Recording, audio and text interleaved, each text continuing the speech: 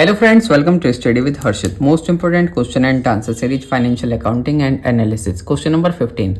Question number 15 है हमारा what is cash flow statement. Explain करना है it's preparation and significance. Cash flow statement क्या होता है सबसे पहले हम ये जानते हैं. कैश फ्लो स्टेटमेंट जो है शो करता है कैश के इनफ्लो और आउटफ्लो को, हेल्प करता है बिजनेसेस को मैनेज करने में लिक्विडिटी. अब इसके 3 सेक्शंस होते हैं कैश फ्लो स्टेटमेंट के. सबसे पहले होता है हमारा ऑपरेटिंग एक्टिविटीज़. ऑपरेटिंग एक्टिविटीज़ में होती हैं कैश जो आता है हमारा कोर बिजनेस एक्टिविटीज़ से, जैसे कि सेल्स हो गया और एक्सपेंसेस हो गए. इसके बाद आता है इन्वेस्टिंग एक्टिविटीज़, जो कैश हमारा आता है एसेट परचेस और इन्वेस्टमेंट से. थर्ड होता है फाइनेंसिंग एक्टिविटीज़, कैश जो आता है हमारा लोन, शेयर कैपिटल और डिविडेंड्स से. ये होते हैं 3 सेक्शंस कैश फ्लो स्टेटमेंट के.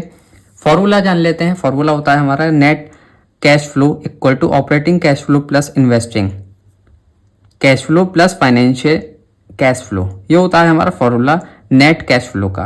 इंपॉर्टेंस होती है इसकी, ये हेल्प करता है लिक्विडिटी मैनेजमेंट में, इंश्योर करता है कंपनी के पास जो है इनफ कैश हो ऑपरेशंस के लिए, ट्रैक करता है कैश प्रॉफिटेबिलिटी को, शो करता है actual cash generate versus net income क्या रही हमारी, हेल्प करता है इन्वेस्टमेंट में और फाइनेंशिंग डिसीजंस में. इन्वेस्टर और लेंडर्स जो है एनालाइज करते हैं कंपनी के कैश पोजीशन को, उसी के बेसिस पर वो अपने डिसीजन लेते हैं. तो ये था क्वेश्चन नंबर 15 का आंसर. इसी तरह के और वीडियोस के लिए आप फॉलो करें स्टडी विद हर्षित.